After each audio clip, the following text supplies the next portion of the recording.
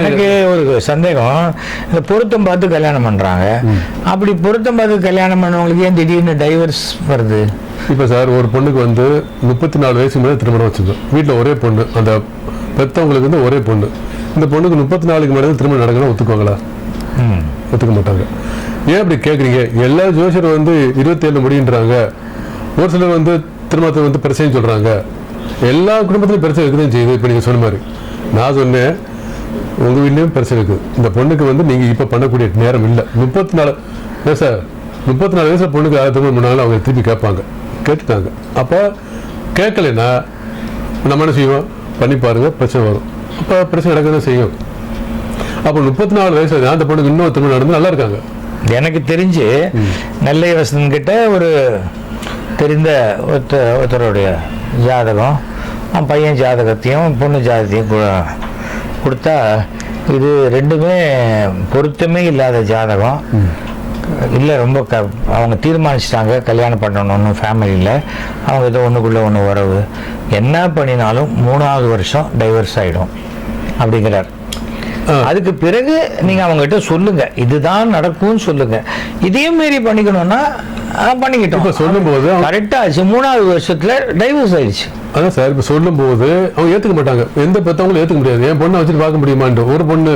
அப்போ நடக்கும்னு சொல்றது நம்ம தான், இந்த பிரச்சனை சொல்றது நம்ம தான். அவங்க ஏற்றுக்கணும் சார். இல்லை என் பொண்ணை வச்சு பார்க்குறேன், ஒரு 34 வயசுல ஏற்றுக்குவாங்களா? முடியாது. அப்போ சந்திச்சா சார் ஆகும். அதே சமயத்தில் நான் இன்னொன்று கூட நான் யோசிச்சு பார்ப்பேன். இந்த சார் கல்யாணத்துக்கு முன்னாடி ரொம்ப யோக்கியமான மாப்பிள்ளைன்னு சொன்னாங்க, இப்போ என்னடான்னா இப்படி ஒரு குடிகாரனா வந்துட்டானே சார் அப்படிங்கும்போது நான் நினச்சேன், பொருத்தம் பார்க்கறது மட்டும் இல்லாமல் பொண்ணு வீட்டில் மாப்பிள்ளை ஜாதகத்தை தனியாக கொடுத்து இந்த ஜாதகம் எப்படி இருக்கும் அப்படின்னு கேட்டுக்கிட்டா கொஞ்சம் பெட்டராக இருக்கும். ஏன்னா அந்த பாதிக்கிற நிறைய டைவர்ஸ் காரணம் இம்பார்ட்டன்ஸ். குழந்தை இல்லைன்னொன்னே உடனே இந்த பொண்ணு மேலே பழியை போட்டு தப்பிக்க பார்க்கறது. இது ஆரம்பத்திலேயே வந்து நான் ஒரு குடும்பத்தில் இந்த கல்யாணம் பண்ணி வைக்கும்பொழுது அவர் சொல்லிட்டார், இல்லை இந்த பையன் சரியில்லை, இந்த பையன் எனக்கு குழந்தை பிறக்க வாய்ப்பே கிடையாது, நீங்கள் பண்ணி வச்சிங்கன்னா இது இந்த காரணத்தினாலேயே டைவர்ஸ் ஆகும் அப்படின்னு நான் சொல்லிட்டேன். சொன்னதுக்கப்புறம் அவங்க அதை பெருசாக எடுத்துக்கல. உண்மை. இப்போ லக்னத்துக்கு 2ஆம் இடத்துல செவ்வாய் சனி ராகு 3 ஏதோ ஒன்று இருக்கிறது. 7ஆம் இடத்துல செவ்வாய் சனி ராகு ஏதோ ஒன்று இருக்குது. பார்த்தீங்கன்னாக்கா நிச்சயம் பாதிப்பு கொடுக்கும். லக்னத்துக்கு 4ஆம் இடத்துலையும் செவ்வாய் சனி ராகு இருக்குது, நிச்சயமாக பாதிப்பு கொடுக்கும். இதை சொல்லும்போது அவங்க ஏற்றுக்க மாட்டாங்க. நல்லா பார்த்து சொல்லுங்க சார், இத்தனை வயசு கழிச்சு யாராவது பையனை முடிப்பாங்க போது வீட்டில் ஒரே பையனா பொண்ணு கொடுங்க சார், பையனை ஒரே பையனா இருப்பான், இவருக்கு 34 தான் முடியும் ஒத்துக்குவாங்களா? அவங்க சீக்கிரம் பேரம்பத்தியை பார்த்து நினைக்க மாட்டாங்களா? ஆனால் சொன்னால் ஏற்றுக்க மாட்டாங்க. ஆனால் இதுதான் விதி. நீங்கள் பண்ணுவீங்க, பிரச்சனையை சந்திப்பீங்க, வெளியே வருவாங்க, மறுபடியும் இன்னொரு திருமணம். அப்புறம் தான் அந்த பிரச்சனையை சந்திச்சதுக்கு அப்புறம் தான் அவனுக்கு ஸ்ட்ரைக் ஆகும், ஆஹா அன்னைக்கு சொன்ன கேட்க விட்டோம்ட்டு. அதுக்குள்ளேயும் பல கஷ்டங்கள் அவனும் சரி வந்துடுவாங்க, மன உளைச்சல் வந்து.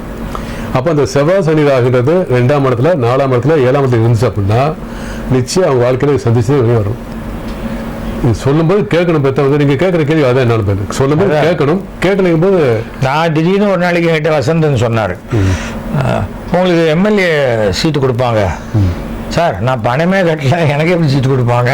அங்கே 196 பேர் மயிலாப்பூருக்கு பணத்தை கட்டிட்டு அப்படியே கையில் சூட் கேஸோட வெயிட் பண்ணிட்டு இருக்காங்க. அதெல்லாம் தெரியாது, உங்களுக்கு கொடுப்பாங்க, நீங்கள் வந்து பாருங்கள்,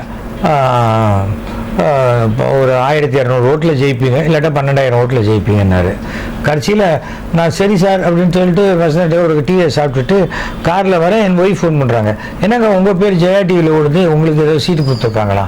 ஐயோ இப்போ தான் சொன்னார் வசந்தன் அப்படின்னு. அப்படியா அப்படின்னு என்ன பண்ணுறது அப்படின்னு, நீங்கள் போய் வேணான்னு சொல்லிவிடுங்க அப்படின்னாங்க. சரி அப்படியே காரை டைவர்ட் பண்ணி நேரம் போலீஸ்காரன் போய், என்னமா நான் சீட் கேட்கவே இல்லையாண்ணே, நீங்கள் கேட்டால் தான் நான் கொடுக்கணுமா அப்படிங்கிறேன். இல்லை என்கிட்ட பணம் இல்லை, உங்ககிட்ட நான் பணம் கேட்டேனா?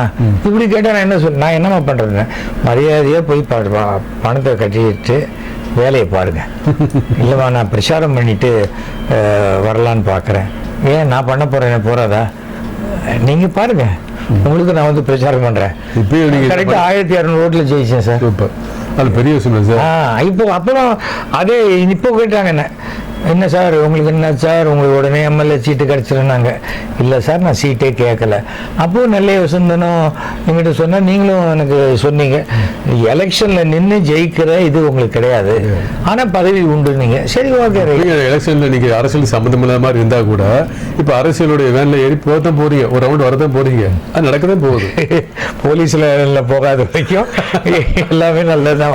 அரசியல் சம்பந்தமான அரசியல் தப்பா போனா தான் போலீஸ் வேலை ஏற்றிடுவாங்க. அரசியல் சம்பந்தமான விஷயத்துல இங்க ரவுண்ட்ல வரதான் போறீங்க. நாம கண்டிப்பா நான் வந்து என்னுடைய நாடகத்துக்கு சிஎம் வந்த போது அவர் சொன்னார், அவர் கூப்பிட்டாரு, நான் வந்துட்டேன், நான் 2026 நான் கூப்பிடுவேன், அவர் ஒரு கண்டிப்பா வருவேன் சார் அப்படின்னு. அவ்வளவுதான். ஏனென்றால் நட்பு தான் வாழ்க்கையில முக்கியம் சார். கொள்கைகள்லாம் அடுத்தடுத்தது. நம்ம வந்து பணத்துக்காகவோ வேற ஏதாவது ஒரு சின்ன சின்ன என்னுடைய தனிப்பட்ட குடும்பத்துக்காக நான் ஒரு இடம் மாறுறேன்னு வச்சுக்கோங்க, அது தப்பு. சில பேர் அப்படி மாறும்போது கூட அவங்க கட்டத்தில் இருக்கு. அப்படி என்கிட்ட கலைஞர் ஒரு தடவை கேட்கிறாரு, சட்டையில தான் இவ்வளவு கட்டம் போட்டிருக்கீங்க, இதை தாண்டி அந்தம்மா உங்களை கட்டம் கட்டுறாங்க அப்படின்னாரு. நான் சொன்னேன் அது என் ஜாதக கட்டத்தில் இருக்கு அப்படின்னு. அது மாதிரி அது அவருக்கு நம்பிக்கை இருக்கோ இல்லையோ, நம்பிக்கை இருக்கிறவங்களை கேலி பண்ண மாட்டார். மஞ்சள் போட்டாரு. ஆமா, இல்ல இல்ல அதுதான் சொல்றேன், கேலி பண்ண மாட்டார் இன்னொருத்தர். அவர் கேலி பண்ண மாட்டார். நான் இப்ப விபூதியோட தான் போய் இன்னைக்கு காலையில வாக்கிங் போறேன், சிஎம் போறேன், அங்க விபூதியோட தான் போறேன். என்ன விபூதி போட்டு கேட்க மாட்டேன். ஏனென்றால் ஒரு உண்மையான நட்புங்கிறது என்னன்னா யார் எப்படி இருக்காங்களோ அவங்களை அப்படியே ஏத்துக்கிறது தான் நட்பு. அந்த மாதிரி உங்களுடைய விஷயத்தை பார்க்கும்போது ரொம்ப ஆச்சரியமா இருந்தது. இன்ஃபேக்ட் இது வந்த உடனே நீங்க தான் போனும் கையுமா பிஸியா ஆயிடுவீங்க. ஏனென்றால் அது ஆரம்பத்திலேயே சொன்ன மாதிரி தான். நான் மறுபடியும் இன்னொரு தடவை ஒரு நம்பர் சொல்கிறேன், அப்போ ஒரு தடவை தான் சொன்னீங்களேன்ட்டு அப்போ எனக்கு ஃபோன் பண்ணி சொல்லக்கூடாது. 8667228605. சார் பேர் என்ஜி குமரன். இந்த பெயரியல்ங்கிறீங்களே, அது பெயரியலுடையது என்ன? பெயர்னு வந்து ஒரு மனிதனுக்கு இப்படித்தான் பெயர் இருக்கணும்னு ஒரு விதி இருக்குல்ல, அது நீங்களும் தீர்மானிக்க முடியாது, யாருமே வேற தெய்வம் தான் தீர்மானிக்க முடியும். இப்போ உங்களுடைய தாத்தா ஒருத்தருக்கு போய் ஒரு திதி கொடுக்க வச்சுக்கங்களேன், பேர் என்னன்னு கேட்பாங்க, ராசி நட்சத்திரம் கேட்க மாட்டாங்க. என்னுடைய தாத்தா ஒரு பேர் வந்தவர் அப்படின்னு சொல்லும்போது என்ன பேர்னா இந்த பேர். அப்போ பெயர் விளங்கணும் அப்படின்னாக்க இந்த குடும்பத்தில் அவர் அது நல்ல குடும்பம், பெரிய குடும்பம், என்ன பேர் அப்படின்னு கேட்பான். ஓ அந்த பேரா, அந்த பேரோட அது பெரிய விஷயம். அப்படி இந்த பேருக்கு நம்ம இந்த உடம்புக்கு ஆத்மாக்கான சம்பந்தம். இந்த கோடிக்கணக்கான பேருக்கும் போது உங்களுக்கே அந்த பேர் வைக்கணும். எத்தனையோ பேருக்கு வேற பேர் வச்சுக்கலாம் இல்லையா? அப்போ இந்த பேர் ஏன் இந்த முகத்துக்கு இப்போ எம்ஜிஆர் அப்படின்னாக்கா அந்த முகத்தை விட்டு வேற யாராச்சும் திங்க் பண்ண முடியுமா?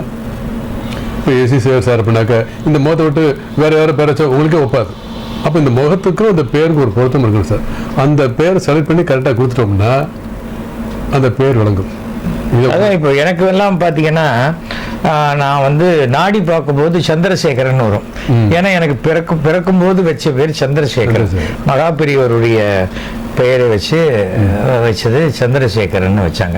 அதனால நான் கோவிலில் இப்போ அர்ச்சனை பண்ணும்போது என்ன சொல்லுவேன், பாரத்வாஜ கோத்திரம், பூச நட்சத்திரம், கடகராசி, சந்திரசேகர சர்மனா, அதுதான் சர்மா வைக்கிறது.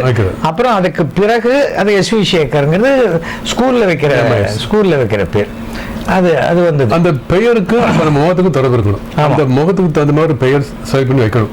இப்போ குழந்தையா இருக்கும்போது இந்த பேர் தான் அவருக்கு விளங்கணும் விதி இருக்கும்போது இயற்கையாக கடவுளாக பார்த்து அவர் தாப்பனாக சொல்ல வைக்கும், அது அவங்களுக்கு குருநாத சொல்ல வைப்பாங்க. உதாரணத்துக்கு வந்து ஒரு மீட்டிங் நான் ஏற்கனவே பேசியிருக்கேன். இப்போ இளையராஜா சார் அவங்க தாப்பனார் அவருக்கு பிறந்த உடனே வச்ச பேர் வந்து ஞான தேசிகர். உண்மையால் அவர் இளையராஜா கிடையாது. அவர் தாப்பனார் பிறக்கும் போதே இந்த குழந்தை வந்து ஞானின்னு தெரிஞ்சு வச்சாரான்னு தெரியல, ஞான தேசிகர். ஆனால் எப்படி அது பேர் மாதிரி இளையராஜா வந்துச்சு? இளையராஜான்னு பேர் வந்தவொடனே ஆட்டோமேட்டிக்காக மாறிடுச்சு. அப்போ அதுக்கு முன்னாடி 3 பேர் மாறி இருக்கு. அவர் ஸ்கூல் சர்டிஃபிகேட் வந்து டேனியல் ராஜையா சர்டிஃபிகேட்ல இப்போ மாற்றிருக்காருன்னு தெரியாது. அதுக்கப்புறம் அவர் தன்ராஜ் மாஸ்டர் ஜாயின் பண்ணது வெறும் ராஜா. அதுக்கப்புறம் பார்த்தாக்க படம் எடுக்கும்போது இளையராஜா போட்டுக்கிட்டாங்க. இப்போ இசைஞானி இளையராஜா. அதை வச்சவர் வந்து கலைஞர். ஆமாம், கலைஞர் வச்சு கொடுத்தார். இவர் கேட்டுக்காரு, எனக்கு எப்படி ஞானின்னு பேர் வச்சிங்க இசைஞானின்ட்டு. இது 63 நாயன்மாரில் ஒரு ஆள் லேடி இல்லைன்னு கலைஞர் சொல்லியிருக்காரு, அதை தான் அவனுக்கு வச்சுட்டு இருக்காரு. அப்போ இசைஞானினாலே இளையராஜானா இசைஞானி. அப்போ அவங்க தாப்பனார் பிறக்கும் போதே இவன் ஞானின்னு சொல்லி தெரிஞ்சு வச்சாரு, தெரியாம வச்சாரு. அப்போ இந்த பெயர் வந்து முகத்துக்கு தகுந்த மாதிரி விளங்குற மாதிரி வைக்கணும். இதே விஷயமே இருக்கு. வசந்தன் கூட தான் சொல்லுவார், எதுவும் நாம தீர்மானிக்கிறது இல்ல, ஏற்கனவே எல்லாமே தீர்மானிக்கப்பட்ட விஷயத்தை நாம கண்டுபிடிச்சு அவ்வளவுதான். நம்ம புதுசா உருவாக்கவே இல்லை. கடவுள் சொல்றதுக்கு நம்ம கருவியா செயல்படுறோம். இதை இப்போ ஒருத்தரை காப்பாற்றணும்னா இங்க கடவுள் மேலே வந்து காப்பாற்றின்னு சொல்லுவோம். கடவுள் வந்து டேரக்டா வர மாட்டார். மனித ரூபத்துல, விலங்கு ரூபத்துல, பறவை ரூபத்துல வரும். இதுதான் உண்மை. அதைத்தான் நம்ம எடுத்து கொடுக்கணும். இந்த பெயர் ஏன் நமக்கு இந்த பேர் வைக்கணும், இந்த பேர் உள்ளவங்க நல்லா இருக்கணும் அப்படிங்கும்போது பெயரியல் ஜோடம் அதனுடைய குணருடைய அருளாசிலான அது சொல்றது. அது பெயரியல் ஜோடம். உங்ககிட்ட எனக்கு பிடிச்ச விஷயம் என்னன்னா, உங்களுக்கு ஃபோன் பண்ணும்பொழுது நான் வந்து ஒன்றும் கேட்கறதாவே இல்லை, ஆனால் நான் என்ன நினைச்சேனோ அதை நீங்கள் சொல்கிறீங்க. ஸோ அதுதான் வந்து ஒரு பெரிய கிரேட்டான ஒரு விஷயம். அதாவது நிறைய பேருக்கு வந்து ஜோசியராக இருக்கட்டும், டாக்டராக இருக்கட்டும், வக்கீலாக இருக்கட்டும், அவங்கக்கிட்டேயே உண்மையை சொல்கிறதுக்கு கூச்சப்படுவாங்க, இல்லை பயப்படுவாங்க. அதை பார்த்துட்டு நீங்கள் வந்து என்ன பண்ணுறீங்க, இதற்காகத்தான் நீங்கள் கூப்பிட்டீங்க, உங்களுக்கு தான் லேண்டு ப்ராப்ளம் இருக்கா, அந்த பிரச்சனையாக தானே கூப்பிடுறீங்க அப்படின்னு கேட்குறீங்க. ஏன்னா என்னோட ஃப்ரெண்ட்ஸு சில பேர் எனக்கு வந்து அன்னைக்கு கூட சொன்னாங்க, என்ன சார் நீங்கள் மாதத்துக்கு யாராவது ஒருத்தரை இன்ட்ரடியூஸ் பண்ணுறீங்களே சிறந்த ஜோசியர் அப்படின்னா. நான் சொன்னேன், உலகம் ரொம்ப பெருசு, நிறைய பேர் வந்து நிறைய பேருக்கு தெரியாத சர்க்கிளில் இருந்துக்கிட்டே இருக்காங்க. அது எங்கிட்ட வரும்போது அது எல்லாருக்கும் தெரிஞ்ச சர்க்கிளுக்கு போகணும்னு நான் நினைக்கிறேன். அதனால போன வாரம் நான் இன்ட்ரடியூஸ் பண்ண ஒருத்தருக்கு இன்னைக்கு ஜோசியம் தெரியாத போயிடுச்சுன்னு அர்த்தம் கிடையாது. அவர் அன்னைக்கு அவரு தவிர வந்து வசந்தனே ஒன்று சொல்லுவார், எனக்கு ஒரு திறமை இருக்குன்னா இன்னொரு ஜோசியருக்கு இன்னொரு திறமை இருக்கு, இன்னொரு ஜோசியருக்கு இன்னொரு திறமை இருக்கு. யாருமே ஒத்த, ஏன்னா ஜோதிடம் என்பது ஒரு கடல் மாதிரி. எல்லாரும் வந்து அந்த ஒரே ஓரத்துல தான் நின்றுட்டு இருக்குமே தவிர யாரும் உள்ள போய் முத்து குளிச்சுட்டுலாம் வர்றது கிடையாது, வரவும் முடியாது. அப்படி பர்மிட்டேஷன் காம்பினேஷன் போட்டு பார்த்தா 12 நமக்கு வந்து 27 நட்சத்திரம், 12 ராசி, அப்புறம் வந்து நம்ம லக்னம் எல்லாத்தையும் போட்டு பார்த்தா லட்சக்கணக்கு கோடிக்கணக்கில் வரும். ஆனால் அது எப்படின்னா ஒவ்வொருத்தரும் நீங்களே 100 ஜாதகம் பார்த்துருக்கும் போது ஒரு மாதிரி இருப்பீங்க, அதுவே 1000 ஜாதகம் பார்க்கும்போது உங்களுக்கு வேற வந்துடும். இப்போ எனக்கு தெரிஞ்சு நீங்க கிட்டத்தட்ட எனக்கு தெரிஞ்ச என் நாலேஜில் நீங்க ஒரு 50,000 ஜாதகமாவது குறைஞ்சபட்சம் பார்த்துருப்போம். அதே மாதிரி அனலைஸ் பண்ணியிருப்போம். எனக்கு தேவையில்லைக்காக வந்து ஒரு ஜாதத்தை வந்து ஒரு ஜோதிட விதி சொல்லணும் அப்படின்னா கிட்டத்தட்ட ஒரு 300 ஜாதகமாக வேணும் குறைந்தபட்சம். அதான் இருந்தால் தான் இந்த விதி சரியாக எடுக்க முடியும். அப்படி இருந்துமே 10 ஜாதத்துல ஒரு 9 சொல்லி வர்றது பெரிய விஷயம். அதுதான் 10 சொல்றா நம்ம கடவுள் ஆயிருமே. அதுதான் சில சமயம் வசந்தனே சொல்ல, நான் வந்து அந்த உங்கள் ஃப்ரெண்டு ஒருத்தருக்கு சொல்லுவேன், சார் அது மாதிரி நடக்கவே இல்லைம்பாரு. நான் சொல்லிட்டேன், என்னங்க என்னை விட்டுருங்க, எனக்கும் உங்களுக்கு ஒத்து வரல அப்படிம்பாரு. ஆனால் அவர் வந்து இவர்கிட்டயே தான் திருப்பி கேட்பார், இல்லை நீங்கள் சொல்லுங்க அப்படிம்பார். அப்போ என்ன ஒத்து வரலைங்கிறது மேம்போக்க சொல்கிற விஷயம். நீங்கள் சொல்ற மாதிரி 100க்கு 100 இல்லாட்டா கூட 100க்கு 98 பயிற்சியாலே பெரிய விஷயம் தானே. எதிர்காலம் என்பது வந்து இன்னைக்கு பத்திரிகை வாங்குற பேப்பர் வாங்குறவங்கள 99% அன்றைய ராசி பலனை பார்ப்பாங்க. அது பொதுதான். இருந்தாலும் இப்போ வந்து பிரமாதமாக இருக்குது, அதுவாக இருக்குது. நான் வந்து என்னுடைய நேச்சர் என்னன்னு சொன்னால், கொஞ்சம் இந்த கடகராசிக்காரர்களுக்கு சுமாராக இருக்கும் அப்படின்னு நினைக்கும் போது நான் வசந்தனை கேட்பேன், சார் சுமாராக இருக்கு பாருங்க. எல்லா ராசிக்கும் ஒரு விஷயம் இருக்கு, ஒவ்வொரு தனிப்பட்ட ஜாதகத்தை பொறுத்து தான் அந்த தசாபுக்தியோ அந்த இதுவோ நடக்கும்.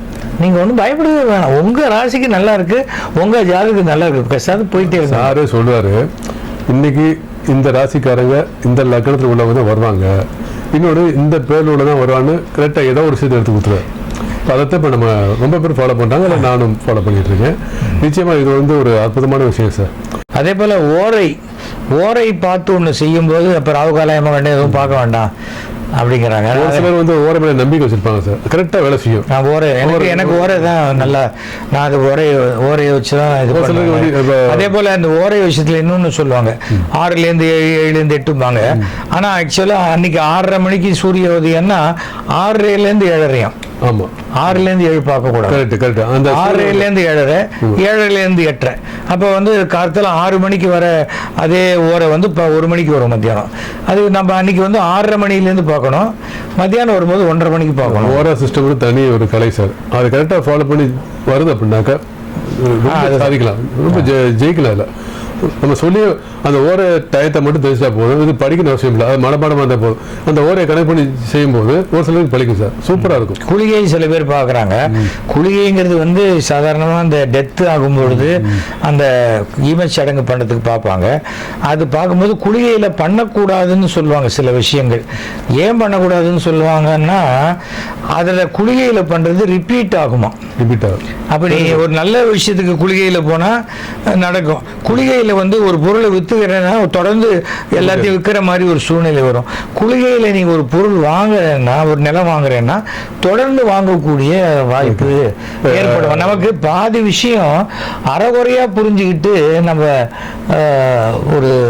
நம்ம குருநாதர் வந்து ஒரே ஒரு விஷயத்தை சொன்னார். இந்த கிழமை எல்லாருக்கும் இந்த அஷ்டமி சொல்ல பயப்படுவாங்க.